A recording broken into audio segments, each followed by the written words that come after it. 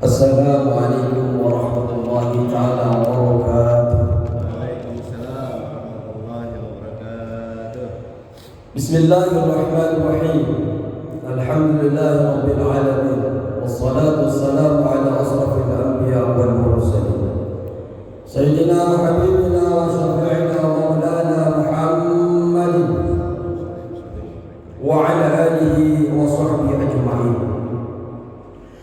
ربنا لا علم لنا إلا ما علمتنا إنك أنت العليم الحكيم رب اشرح لي صدري ويسر لي أمري واحلل عقدة من لساني يفقهوا قولي أما بعد بسم الله الرحمن الرحيم قال المصنف رحمه الله تعالى ونفعنا بعلوم في الدارين آمين والمقالة الخامسة nasihat yang kelima. Tidak terasa sudah kita sampai ke makalah nasihat yang kelima dari membahas 3 perkara. Dari siapa datangnya nasihat ini?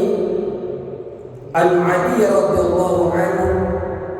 Datangnya dari Ali radhiyallahu mukarram wajah. Apa nasihatnya? Sayyidina Ali berikan nasihat kepada kita.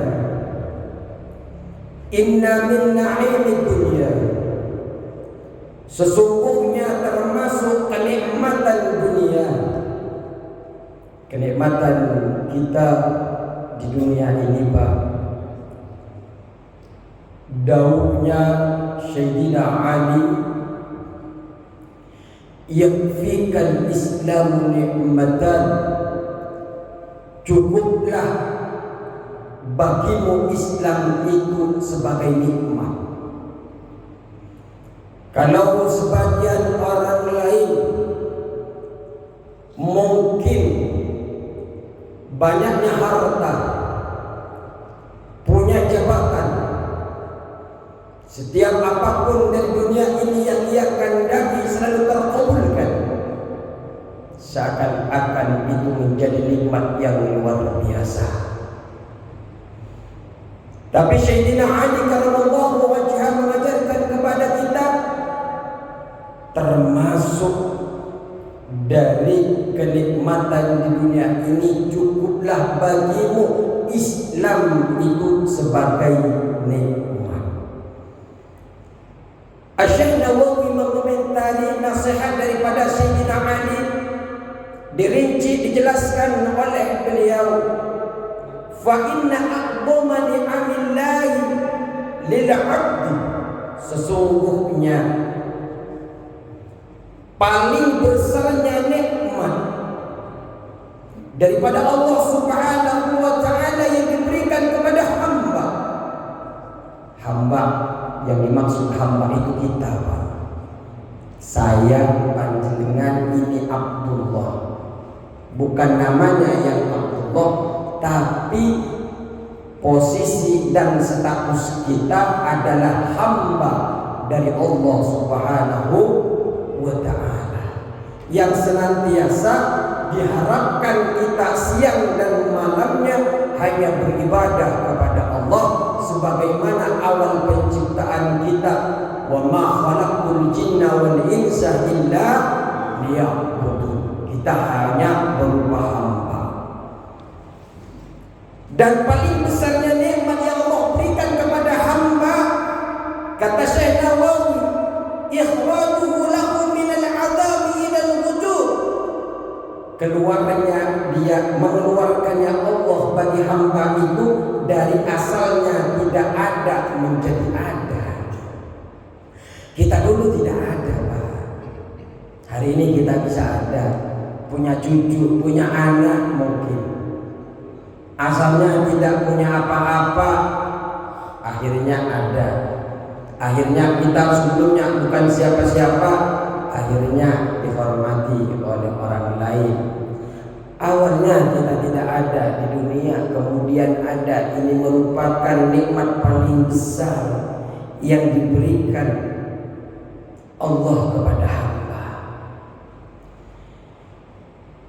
Dan nikmat yang kedua yang paling besar, kata Syekh Nawawi, ikhrajuhu min dhulumatil kufri ila nuril Islam, mengeluarkannya Allah dari kegelapan kekufuran.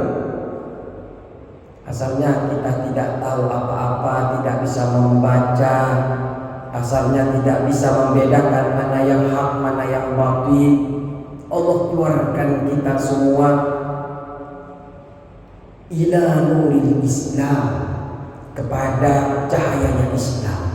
Sehingga ketika kita mengenal Islam, mana yang baik, mana yang buruk, mana yang harus ditaati, mana yang tidak, mana yang merugikan kita kelak di akhirat, dan mana yang menguntungkan, syariat mengajarkan kepada kita. Allah melalui Rasulnya, Rasul melalui lisan, perbuatan dan ikrarnya, kemudian menjadi syariah yang kita ikuti. Jadi nikmat paling besar adalah ketika kita asalnya tidak ada menjadi ada, kemudian asalnya tidak kenal apa-apa, kita berada di dalam kekufuran, tidak kenal apa-apa, kemudian disinari oleh cahaya Islam, di mana Islam ini Pak, kunci kita masuk surganya Allah Subhanahu wa ta'ala. Meski kita berdosa, tapi wafatnya dalam keadaan Islam, disiksa mesti kalau kita berdosa sesuai amal, sesuai maksiat yang telah kita lakukan. Tapi siksa yang diberikan Allah kepada hambanya yang beriman, yang Islam, sebagai taghfirah, sebagai penyucian dari dosa-dosa. Ya harapannya Pak, ya kita tidak disiksa oleh Allah. Harapannya adalah masuk ke surganya Allah tanpa hisab. Makanya panjenengan senang sekali, saya lihat panjenengan ini senang sekali di dalam berkhidmat di Masjid Nur Hidayah. Saya yakin harapan panjenengan adalah untuk selamat kelak di akhiratnya Allah. Karena orang yang tidak ikhlas Pak, niatnya yang tidak karena Allah, 1 bulan akan selesai. Bertahan 1 bulan, 2 bulan akan selesai. Bertahan 2 bulan, 3 bulan akan selesai, tidak akan lama. Kenapa? Tujuannya bukan Allah, tujuannya adalah makhluk, tujuannya adalah materi, tujuannya dan sebagainya, tidak akan lama. Makanya kan dengan kita semua ketika berkhidmat, marilah berkhidmat karena Allah Subhanahu wa ta'ala. Inilah cahaya Islam. Nikmat terbesar bagi kita cukuplah Islam, nikmat terbesar kita. Kenapa? Karena kalau kita sudah Islam, kita sudah punya tiket. Dan tadi kita membahas bahwa tadi asalnya tidak ada menjadi ada. Makanya yaumul ba'ats itu Pak, hari kebangkitan itu tidaklah mustahil. Karena yang paling mustahil adalah dari tidak ada menjadi ada, itu yang paling mustahil. Allah saja bisa menciptakan kita yang sebelumnya tidak ada menjadi ada, apalagi yang sudah ada kerangkanya. Dulu tidak ada kerangkanya kita Pak. Tahu-tahu lahirlah dari orang tua, dari ibu kita. Tapi ketika yaumul ba'ats kita ada kerangka tulang-tulang itu masih utuh. Mungkin hancur tapi tulang punggung di dekat kubur ini, tulang ekor itu masih ada. Artinya yang pernah ada, yang tidak ada sebelumnya aja bisa Allah ciptakan, apalagi yang pernah ada. Itu. Jadi kata Sayyidina Ali, termasuk dari nikmat dunia ini cukuplah bagimu Islam itu sebagai nikmat. Yang kedua, wa inna minasyghuli yakfika ta'atu saglan. Sesungguhnya termasuk dari aktivitas pekerjaan atau kesibukan, cukuplah taat itu menjadi kesibukan. Ini kata Syekh Nawawi. Kata dahulunya Sayyidina Ali, cukuplah taat itu sebagai kesibukan.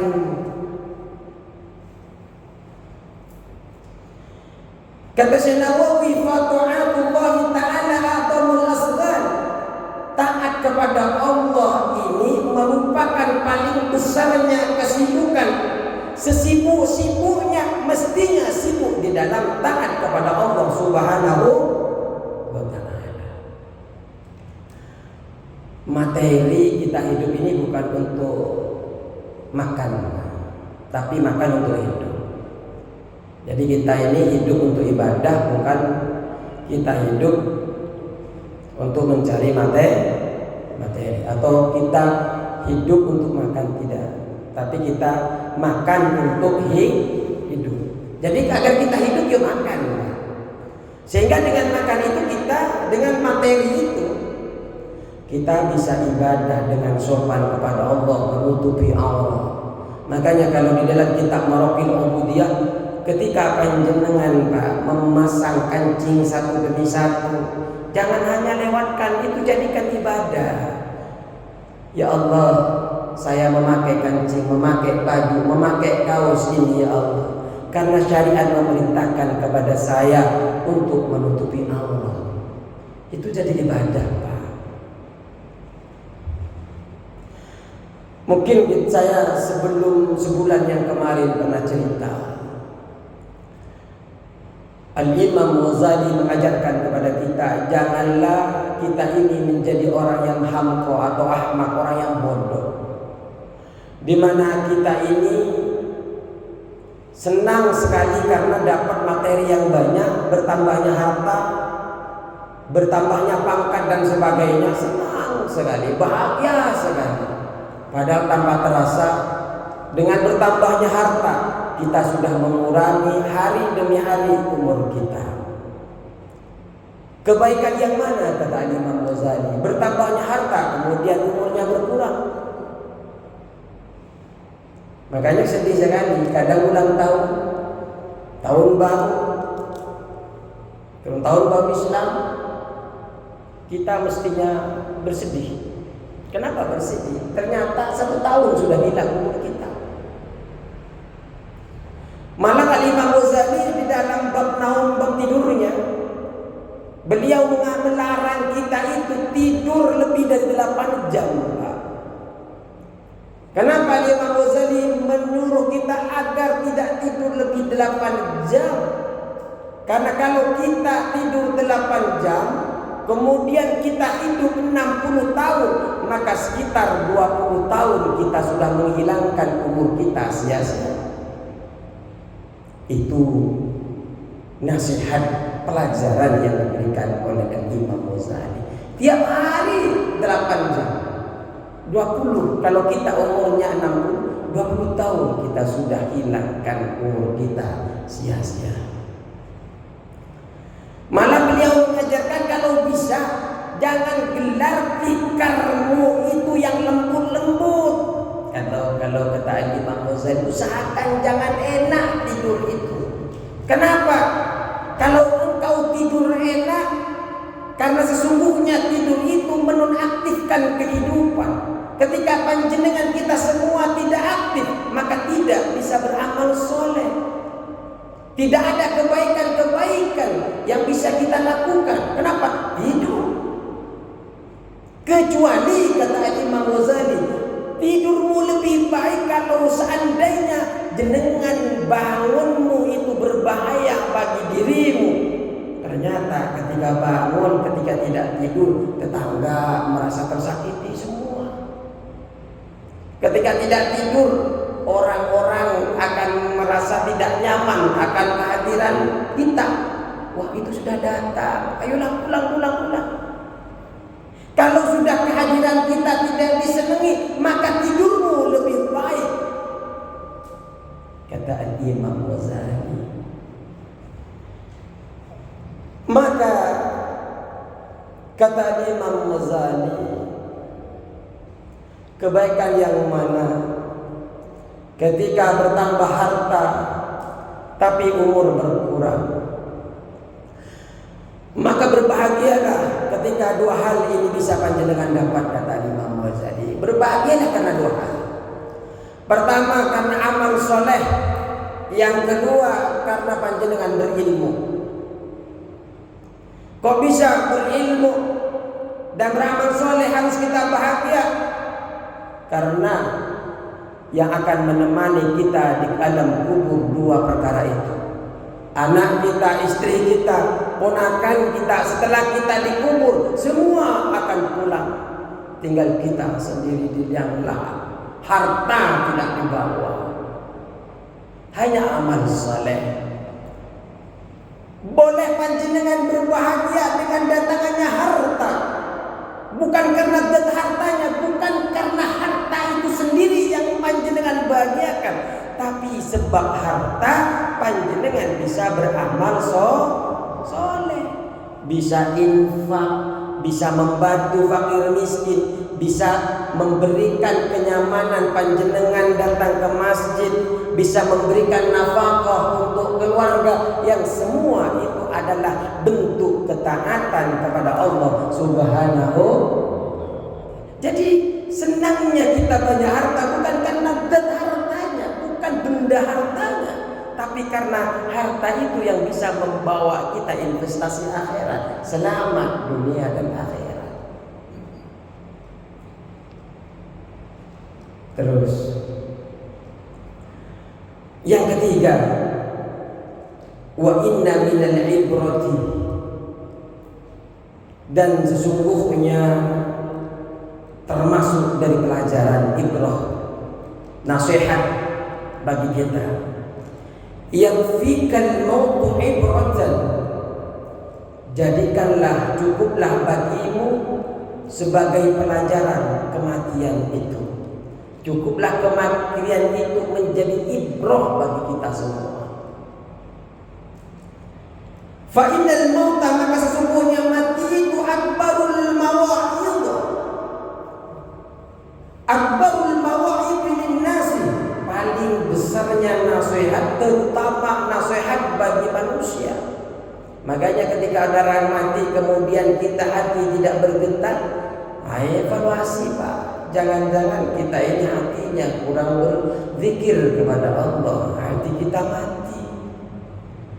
Harusnya kita tahu betapa luar biasa perjalanan kita Pak. Dari tempat sekarang yang masih hidup, nanti kita masuk, dan dulu kita nangis-nangis nendang di dalam rahim ibu kita 9 bulan kita berada di rahim alam rahim, kemudian turunlah, lahirlah ke alam dunia, nanti akan masuk ke alam barzah, di alam kubur sana panjang sekali sampai ke hari kiamat. Hari kiamat nanti tiupan pertama jauh sekali, sekitar 50.000 tahun. Habis itu tiupan kedua kita dibangkitkan, lama Pak, dari yaumul ba'ats, kebangkitan. Dari itu kemudian padang mahsyar. Setelah itu kita ini akan diproses bermacam-macam, ada mizan, ada sirat, ada yang disebut dengan hisab dan sebagainya Pak. Panjang sekali Pak. Cuma kalau kita lihat orang mati, harapannya ya ketika datang orang mati, perlu saya sampaikan untuk ingat, ketika datang orang mati Pak, saya baca di dalam kitab At-Tadhkirah Al-Qurtubi, usahakan panjenengan saksikan bahwa orang mati itu orang yang wafat dalam keadaan wafat husnul khotimah. Kenapa kok bisa begitu? Ada salah satu ustaz, oh itu berbohong. Biasanya kan kalau orang mati kan begitu, isyhadu bi annahu minal khair. Wah, enggak ustaz, itu dulu enggak khair. Dulu dia nyakitin tetangganya semua kok. Kata salah satu ustaz, itu berbohong, itu akan dihisab. Tapi di dalam kitab At-Tadhkirah berbicara yang baik. Kenapa? Malaikat pada saat itu akan mencatat terakhir kali daripada si mayit itu, tergantung dari ucapan orang-orang yang ada di sekitar pada saat itu. Makanya usahakan Pak, percakapan masa dia jangan dibicarakan dulu. Bola semalam pagi-pagi sekian, stop dulu. Kalau lagi pergi melayat takziah kepada orang wafat, semalam begini, apalagi masalah minum. Janganlah Pak. Usahakan sejelek apapun orang yang wafat itu, saksikan dalam keadaan, doakan dalam keadaan baik. Kenapa? Karena malaikat akan mencatat pada saat itu perkataan orang-orang yang ada di situ. Jadi nasihat, semua mati itu begini Pak. Kalau kata Imam Ghazali, tidur itu seperti kita nanti mati Pak dalam kubur. Jadi kalau kita tidur, hilanglah. Tapi ketika bangun itu seperti yaumul ba'ts, seperti kita dibangkitkan dalam kubur nanti. Maka kalau panjenengan ingin tahu seperti apa sih saya nanti kalau wafat, itu seperti tidur. Dan seperti apa kalau dibangkitkan yaumul ba'ts? Ya seperti panjenengan bangun tidur. Kalau panjenengan bangun dalam keadaan senang, rumahnya aman, tidak kebakaran, motornya masih utuh. Nah, kalau bangunnya satunya kebakaran, motornya hilang, gimana? Nangis, sedih. Apalagi bangun-bangun keluarga wafat, pasti sedih. Insya Allah sedih. Seperti itu. Kalau kita bangun dari yaumul ba'ts, amal tidak mencukupi sedih kita. Jadikanlah kematian itu nasihat kepada kita. Wal maqalatu sadisatu, dan maqalah yang keenam yang terakhir. An Abdullah bin Mas'ud, datangnya dari Abdullah bin Mas'ud radhiyallahu anhu. Kata Abdullah bin Mas'ud, kam min mustadrajin. Betapa banyak orang yang dihukum bertahap tanpa disadari, ay makhludin qalilan binikmatin, yaitu diambil sedikit demi sedikit, binikmatin dengan banyaknya harta, banyaknya nikmat, ay biaksarnya alaihi yang diberikan kepada orang itu. Jadi kata Ibnu Abbas, beliau mengatakan betapa banyak orang yang dijebak dengan berupa banyaknya kenikmatan yang diberikan Allah kepada dia. Jadi banyak sekali Pak, maksudnya ini, banyak sekali orang yang dikelabui dengan cara terus-menerus diberikan kenikmatan oleh Allah Subhanahu wa ta'ala, sehingga mereka semakin lalai dan mengira Allah ridho, padahal itu adalah hukuman yang tertunda. Orang dikasih nikmat terus, pangkat naik, harta bertambah, jangan panjenengan senang dulu Pak. Jangan-jangan itu adalah istidraj, itu adalah hukuman yang kemudian panjenengan diberikan nikmat, tahu-tahu diambil semuanya, jatuh panjenengan. Ingin tahu bagaimana nikmat itu, nikmat yang betul-betul ridha Allah kepada nikmat itu, lihat dari harta yang panjenengan punya. Apakah menyebabkan panjenengan dengan harta itu tambah taat kepada Allah, atau malah panjenengan jauh dengan Allah Subhanahu wa ta'ala? Kalau panjenengan dengan harta itu tambah semangat ke masjid, tambah semangat untuk membantu dakwah-dakwah di dalam Nur Hidayah, membantu kegiatan-kegiatan Islam yang ada di sini, sholat berjamaah dan sebagainya, maka insya Allah harta yang dititipkan ke panjenengan itu adalah harta yang diridhoi oleh Allah Subhanahu. Tapi kalau panjenengan punya harta yang banyak sekali, tiap hari bertambah, tapi panjenengan tambah jauh dengan Allah, tambah jauh dengan nasihat-nasihat, tambah jauh dengan sholat berjamaah, hati-hati. Jangan-jangan itu hukuman yang kelak panjenengan akan diterima, yang kelak kita akan terima semua. Dan hukuman ketika diberikan nikmat yang panjang kemudian diambil seketika, nikmat yang kemudian diambil itu akan menjadi siksaan yang sangat menyakitkan di dunia dan di akhirat nanti. Na'udzubillah. Wa kam min maftunin, dan betapa banyak dari orang yang diuji, terkena fitnah, muftahinin bil bala, diuji dengan cobaan. Apa cobaannya itu? Di sana dengan sanjungan, ayat Ai bi kasrati sana'in nasi alaihi, yakni dengan banyaknya pujian yang diberikan manusia kepada dia. Hati-hati Pak, kita semua, saya, panjenengan semua hati-hati. Kita tidak bisa melarang orang lain untuk tidak memuji kita, baik memuji dengan ikhlas ataupun pura-pura, terserah mereka. Tapi yang jelas, jangan sampai pujian itu merubah, mengotori hati kita. Hebat kamu, luar biasa kamu. Hati-hati dengan kata-kata itu. Panjenengan kita semua mungkin Allah berikan kelebihan. Ingatlah, kelebihan itu semua yang datang dari Allah. Saya ngisi ilmu yang saya baca ini datang daripada Allah. Kalau salah itu datang dari saya pribadi. Orang sholat tadi enak suaranya, semua itu datang daripada Allah. Orang yang punya pangkat, punya kebijakan yang baik untuk masyarakat, bisa memberikan manfaat yang luar biasa, semua datang daripada Allah Subhanahu wa taala. Dalam cerita Israiliyah, salah satu di dalam kitab Ihya Ulumuddin dikatakan Nabi Musa alaihissalam bertanya, kenapa orang bodoh itu banyak yang kaya, tapi orang pintar banyak orang tidak kaya. Banyak yang bekerja itu pintar begini-begini Pak, tapi yang bosnya hanya bisa nyuruh-nyuruh. Kalau disuruh kerja nggak tahu bosnya.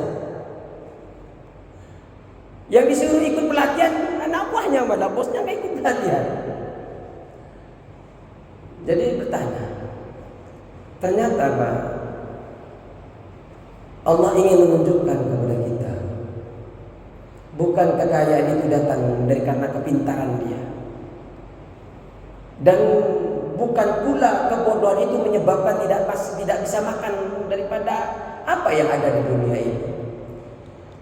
Banyak orang bodoh ternyata banyak harta, malah bisa mempekerjakan orang yang pintar-pintar.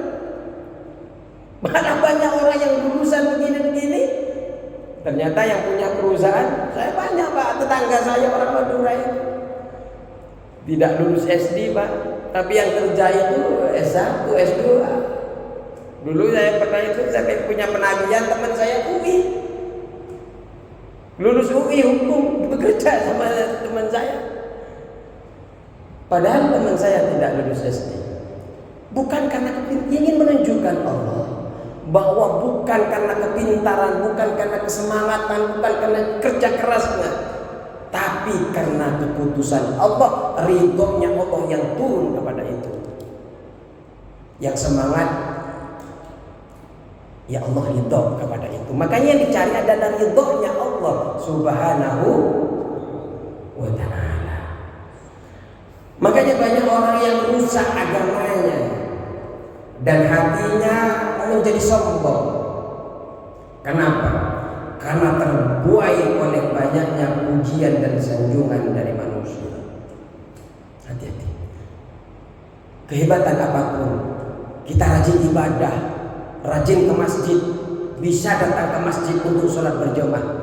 Ingat, kalau panjenengan yakin karena panjenengan bangun malamnya panjenengan, karena sehatnya panjenengan, karena maunya panjenengan bisa datang masjid, panjenengan sudah menyandarkan kepada dirinya panjenengan sendiri, kepada makhluk Allah, bukan kepada Allah. Seharusnya, ya Allah, saya bisa datang ke masjid ini atas pertolongan.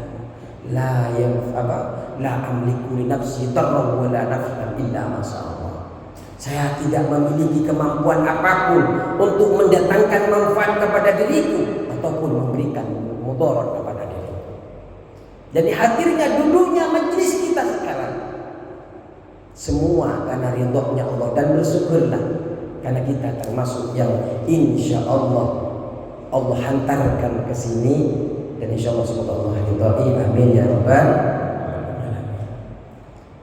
Yang ketiga, wa kami mawlud, dan betapa banyak, kata Ibnu Mas'ud, orang yang tertipu bisatri alaihi, dengan bisatrillah qulubah, dengan ditutupnya aib-aib baginya.